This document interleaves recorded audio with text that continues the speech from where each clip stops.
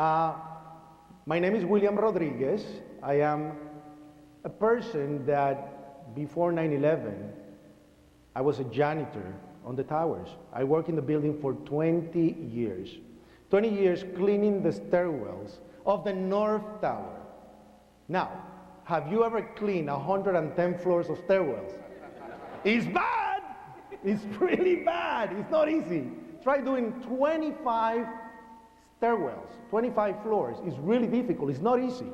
But that was my job. But incredible was that God really prepares you for things in life. And I'm telling you this because I was agnostic. I didn't believe in God. I didn't believe in anything before 9/11, honestly. I was like, oh, I'm spiritualistic. But in reality, God was preparing me with tools for 20 years. The first 10 years at the World Trade Center, I cleaned the office of the then governor of New York, Mario Cuomo. And I have to be the person with somebody else that set up all the chairs on all the press conferences. And I have to set up the podium, put the water for the governor, and I have to stay there in case of any accident or anything that had to be cleaned. And then also I have to be the person that have to be on the legislation meetings at the office. And have you seen politics and legislations are really boring, really boring. But I have to be the person there that gave coffee, bagels, and donuts to the legislators.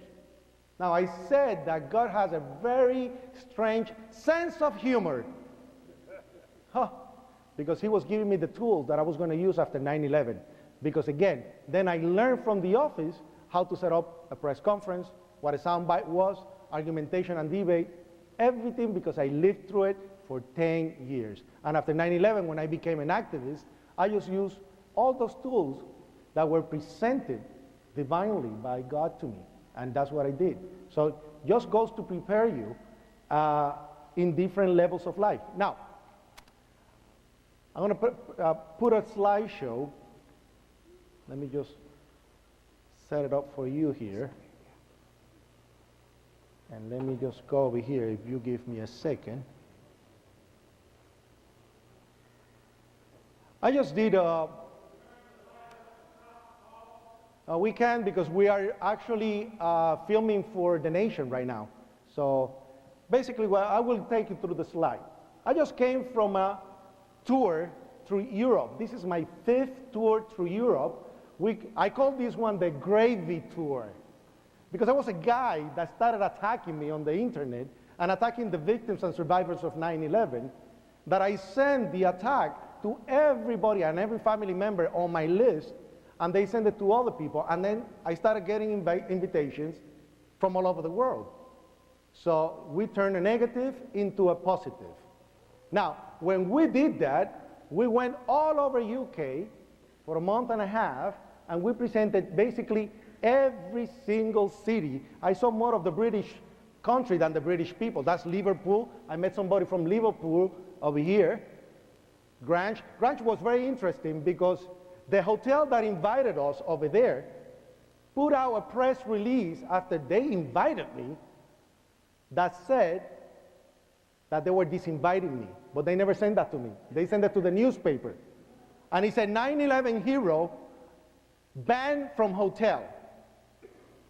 And I said, what's going on here? So I called the newspaper and said, oh, it was put out by the hotel. But I didn't do anything.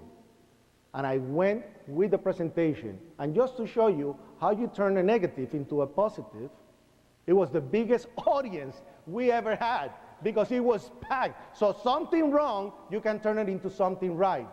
So you have to learn that about activism. And that's what happened with Grange. From there was other presentation, radio coverage from BBC on every city, television, meeting with George Galloway, who was a member of parliament. You know the situation with George Galloway was the one that was brought at the Senate hearing because of the Oil for Food program, and he basically embarrassed the senator. UK colleges, presentations in Paris. Now, this was in Malaysia last year. I went to Malaysia, and as you know, Malaysia is a Muslim country, Islamic. How many knew that? when I got invited was to speak at the International Islamic Conference, and I get a phone call. Somebody saying that he was from the State Department. Mr. Rodriguez, don't go to Malaysia. I said, why not? They're going to kill you there.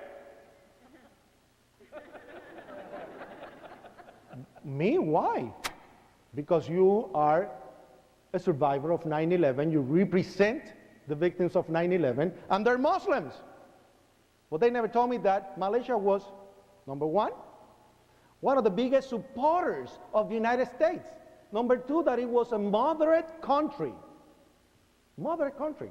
You have Christians, you have Buddhists, you have every single religion over there. So I decided to go anywhere. I went there, and I must tell you, I feel so embarrassed to tell you this, because when I went to Malaysia, already predisposed by the negativity of going over there, I was treated with more love, more respect, more attention, and more dignity by those Muslim people over there than I did by my own government. Eye-opener. Eye-opener. You see,